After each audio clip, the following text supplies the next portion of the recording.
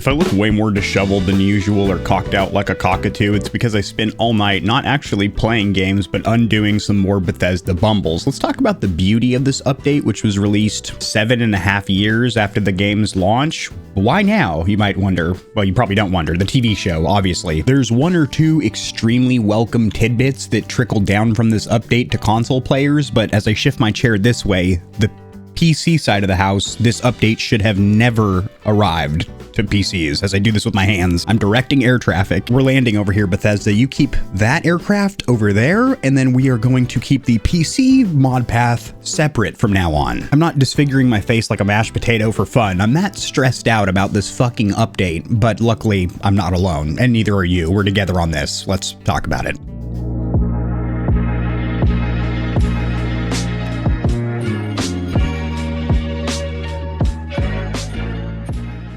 Real quick, before we get into the meat and potatoes of today's video, I know I just got you really hungry with that. I am making the switch to a shotgun mic, which is the one that isn't seen in camera, so you can just see my shirt a little bit better, and more importantly, I don't have to like lean in towards a condenser or XLR microphone anymore. You see this a lot with comedian YouTubers because they don't like to have a microphone in front of their suck hole. They like to seem more approachable, like normal humans or something. I don't know. For me, it's for green screen skits, so I don't have a mic in front of me when I'm wearing costumes and moving around doing green screen skits and stuff like that. So within a day or two, expect to not see a microphone in front of me anymore. I'll still sound the same. Smooth is better. You won't see a mic in front of me anymore. Fallout 4 was released November 10th of 2015, so about 7.5 years ago on the PlayStation 4, Xbox One, and PC. And up until that point, the Xbox Series and PlayStation 5 versions of that game have still been a choppy, stuttery 30 frames per second with constant dips when you're in downtown Boston. Load times are better, but not where they should be for having an SSD. Next-gen features aren't activated or used at all, and there aren't really any stability or bug fixes rolled out as of recent to speak of. Well, there is, but from the modding community, not from Bethesda. Fast forward to the massive success of the TV show, and a lot of new Fallout players are entering the franchise for the very first time. In fact, I made a video about which games you should focus on if you have limited time, and I mention every single Fallout game, even Brotherhood of Steel on PS2 and Fallout Shelter on phone, and of course all the standalone single player and online games, 76, and all their DLCs. That is a very beneficial video if you're a new Fallout player or revisiting and just want to hear my opinion on the franchise. It's linked in the description below. But with the massive success of the TV show, Bethesda kind of figured out in their noggin, a lot of new players are going to be checking out Fallout 4. That's where they're going to start. It's the last single player game. They might ask their,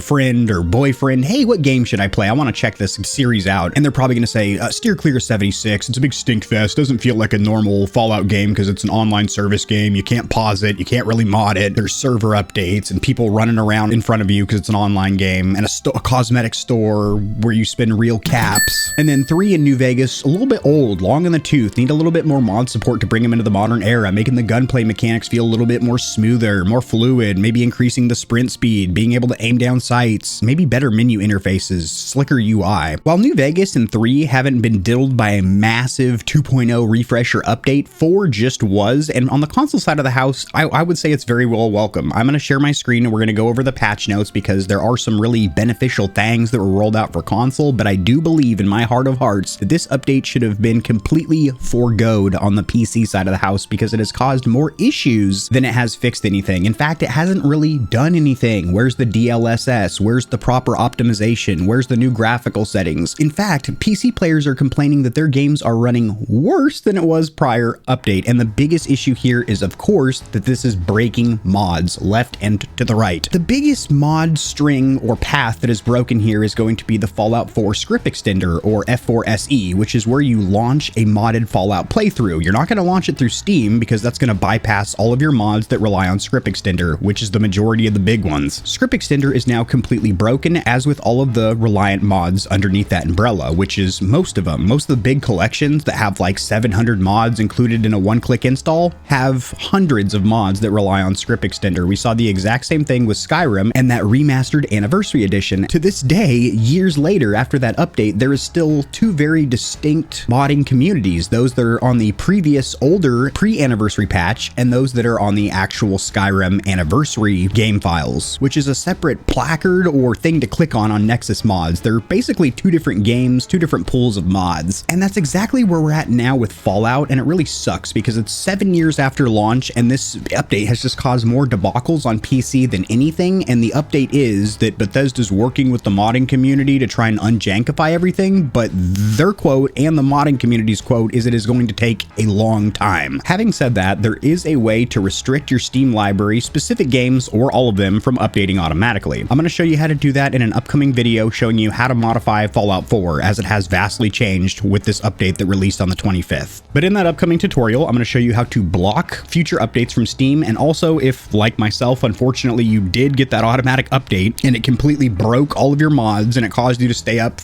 for many hours getting your hair looking disheveled, I'm going to show you how to download the downgrader through NYXI mods and run that. I was a little bit leery because you have to actually enter your Steam credentials, your username and password to a third-party app.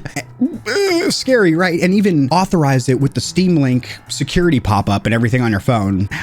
Woo, scary. Haven't been hacked yet, thank God. That's what you got to do. Or you can manually downgrade, but it takes a long time. You have to sit there with packets and put them into the script files of the game, which, who wants to do that? You want to play modded Fallout. You don't want to sit there modding it. It's not the fun part. The fun part is not sitting there for 2 days calibrating mods to find out which ones communicate well and trying to get a running game. It's when you actually are playing modded Fallout 4 and you feel like you're in that wasteland and you're escaping your IRL. Bethesda, you really fucked the pooch on this one. You really did. I'm speaking directly to you, Todd Howard, right now with your slick leather jacket. You've always been a good man, I think, in your heart of hearts, as a man, as a person, but you really fucked up here with this update. This should have only been on the console side of the house and should have not been offered on PC because it has caused nothing but problems. But the title of the video is that this update is a beautiful disaster, so we've kind of touched on why it's a goddamn disaster, but where's the beauty in it? Where's the glory? He died with honor and glory for the Brotherhood. Also, another quick blunder before we jump into the beauty of it and go over the patch notes, the things that I actually do like from this patch. Another issue is that PS4 players that have Fallout 4 via a PlayStation Plus collection, so they had it on PS4, PS Plus, which is the equivalent of Xbox Game Pass, they do not get the free next-gen update, which is super weird, but I guess that's because Microsoft owns ZeniMax Media Group, including Bethesda Studios, so I guess they want to offer an incentive for having Game Pass. Hey, you also get Bethesda games for free with the updates. PlayStation, not so much. This, I'm sure, is clickbait, but I'm gonna click on it on a separate video and make a quick little video about it. ReadWrite, journalistic platform I've never heard of, makes an article, Fallout 5 may be releasing sooner than we all expected. I don't think so. I actually did some math the other day, and realistically, I think we were gonna see Fallout 5 around 2034-35, realistically, if we're looking at the fact that Bethesda is focusing on the next Elder Scrolls game, and then the first big piece of DLC for Starfield, which I do believe they should just completely omit, just stop working on that game completely and just put it over shoulder. And then it's going to take probably 6-7 years to develop Fallout 5, because that's how long it takes to develop a modern game, as we've seen, even from massive AAA studios. And then at that point, they're not even in a polished condition because all gamers are now game testers, especially with open world games, because the sandbox is so large that testers can't really be bothered to really walk around the entire map and find out which walls are going to clip or have your character slinging into the stratosphere with zero grav. You're going to discover that, and you're going to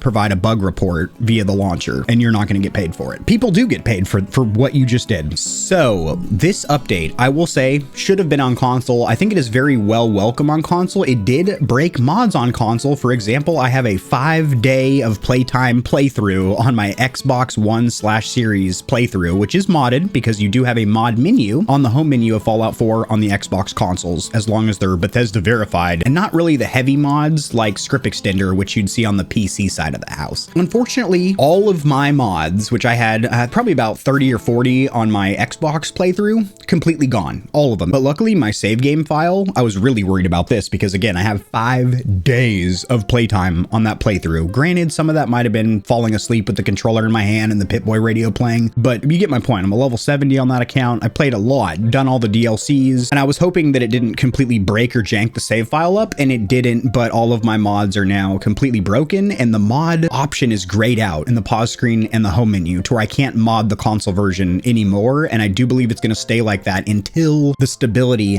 gets dialed down on the console side of the house. I'm not talking about performance. That's the actual gameplay, a rock solid 60 60, even in Boston, which is really cool. But I'm talking about this new update being stable enough to start modding on. The biggest, most noticeable welcome feature of this update is doubling the frame rate from 30 to 60. Technically, it's going to be targeting 40 frames per second when in fidelity mode, although I ticked performance mode, which looked phenomenal. Actually, I didn't see any degradation or shittier graphics over going performance versus fidelity, but you are targeting 60 frames per second at performance, which if you haven't experienced on a console game, it feels so much more fluid and smooth. The next very welcome fix is going to be stability. Usually in downtown Boston, there's some pretty nasty frame rate stutters or dips, not nearly as savage or severe as I'm hearing all these content creators say. I'm hearing that the game would completely lock up, freeze, break, snap both your kneecaps, and bring a flaming bag of dog shit to your doorstep. That is not correct. In fact, I've never had a crash in downtown Boston, even on the consoles like PS4 and Xbox One, but I will say there was really nasty frame rate dips where it'd get down into like the 20s, but people make it seem like your console would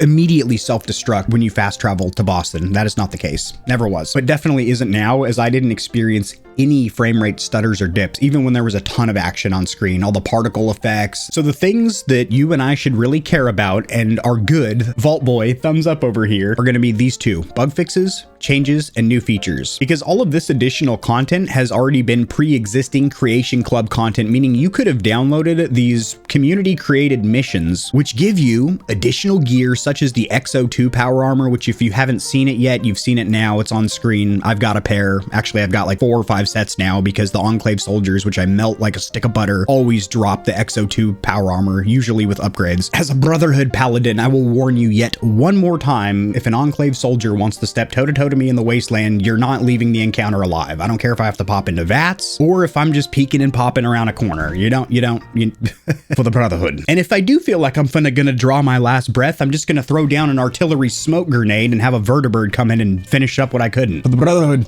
And you have to keep in mind that violence is just a tool. We use it to the wasteland, but violence against a brother, seen as a sign of weakness. Now, I will say these missions are really cool and fun. 2 of the 3 additional missions are quite short. In fact, you could beat both of them in about 30 minutes. However, Echoes of the Past is pretty involved. It'll take you about an hour to beat, and that does unlock the XO2, Hellfire Power Armor, Heavy Incinerator. So if you've never downloaded these Creation Club missions, they are automatically added to the game, and you do get 2 new pieces of power armor, 2 new sets, the XO2 and the Hellfire. 2 of my favorites. The XO2 statistically is the best power armor in Fallout 4. It was the XO1. Now, surprise, surprise, it's the XO2. And then the Hellfire looks really cool because it's a lot more fire resistant, and it also has that theme or look of being like a firefighter's suit of power armor. And it pairs nicely with the Heavy Incinerator, so you can melt everything around you. And there is one welcome piece or new feature that's added to the PC, and that is the fact that you have ultra-wide support finally. So if you're rocking an ultra-wide monitor, you're going to have a native aspect ratio for that. And a quick note, you might be thinking, oh, this is the cool way to get the older game file of Fallout 4 so I can mod it, because the GOG launcher does not have the next gen update. But you're wrong, because the Steam game files are the only ones that are fully mod unlocked, not Xbox Game Pass and not GOG. You can't really mod from the GOG platform. It has to happen from Steameroonie. So having spent the last 3 days dicking with the next gen update, when I say dicking with, I got to play it and enjoy it on the Xbox side of the house. I played about 12 or 14 hours on the next gen update on the Xbox Series, went through the 3 DLC missions, all the new Creation Club content that was added, the 3 new DLC missions, got the new power armor, Heavy Incinerator, did everything that there is to do with the new update. And I think it's a fantastic addition on the console, doubling the frame rate and also increasing the stability. Super well welcome. Also, ultra-wide monitor support on PC, also very well welcome. Adding these new Creation Club missions with new power armor and new weapons, very well welcome. What's not well welcome is the way Script Extender was busted in half and has no estimated time of restoral, and all mods now need to be downgraded to a previous version, which is a lot more complicated than it seems. And even after doing that rollback or downgrade, there is still a possibility that your mods are not going to communicate like they used to, which is fucking crazy sauce. If you are in that camp, I do strongly recommend checking out New Vegas, because that still has all of its mods available, and you can mod the shit out of that game to be pretty much a completely different experience, keeping the story intact but adding a bunch of modern game mechanics, making the gunplay more fluid and smooth, and making making a melee build not boring, not a snooze fest, basically, because the melee isn't just one chop animation like this. That's how I hit the haters in the comment section. Get back. Get back. My final words, this update, incredibly well welcome on the consoles, should have never, ever hit the PC side of the house, because it effed up the modding community more than, oh my god, I almost forgot, and I don't know how. And a massive slap to the cheeks of the modding community is the fact that there are some very big, ambitious, huge game-changing mods which add a new campaign, completely remove the stock vanilla storyline, replace it with new, fully voice-acted NPCs, a brand new area, a new sandbox. So we're talking about mods that take dozens of people programming for years. The largest one I'm referring to is Fallout London, however there's also a massive Miami project which gives you a tropical paradise to fuck around in. None of these mods have an estimated release date anymore because this update came out of nowhere. The developers of these mods got no heads up from Bethesda other than what the entire gaming community got from gaming journalistic platforms. Hey, there's a huge update coming to the game that is going to change the framework of the game, at which point these modders that have been spending years developing these mods start sweating from the satchel. Another reason that this update should have never arrived on PC, or if we're going to push this to PC for God knows whatever reason, and I do say God knows whatever reason because it didn't do shit for PC other than the ultra-wide monitor support. Performance is actually worse. I'm just trying to put myself in the sneakers, the loafers of the people programming Fallout London or the big Miami mod, and then all of a sudden all of your work is gone. What a gut punch. What a sickening feeling. As where the only sickness or pit in my stomach that I had to feel from the update was me wasting about 6 or 7 hours last night trying to get up and running, I say trying, with Fallout 4 with a heavily modded experience like I used to be able to enjoy. It's going to take another couple of days of me diddling to figure out what the fuck's going on. At which point, I'm going to lose patience because I'm not that patient of a man, and I'm going to jump to greener pastures with a heavily modded New Vegas playthrough. You know why? Like I said, baby, all Benny needs is a stealth boy and a bobby pin. That's right, Benny. I will be visiting the strip again. I actually am looking forward to seeing my old pal, Mr. House. We're talking about making a significant investment based on a hypothetical. How can you guarantee results? Thank you for watching my video. Drop in the comment section below your opinion of this update. Did it do you right on console? Did it do you dirty on PC? Yes and yes. I'll see you Stallions and Stallionettes tomorrow. Peace. If you enjoyed the video, liking it helps it to get seen by more gamers, so this information will reach and assist them as well. Much like the back of the TV, I've got plugs for all of my socials down there in the description below. And your wallet will greatly thank you if you check the description because there are exclusive discounts on a ton of products, including controllers, KontrolFreeks, keyboards, mouse pads, clothes, and energy drinks. And keep in mind that you, the viewer, keep this channel running. The more Stallions and Stallionettes trotting around the stable, the better, so mollywop that subscribe button like it owes you money, and we'll have the same amount of fun tomorrow.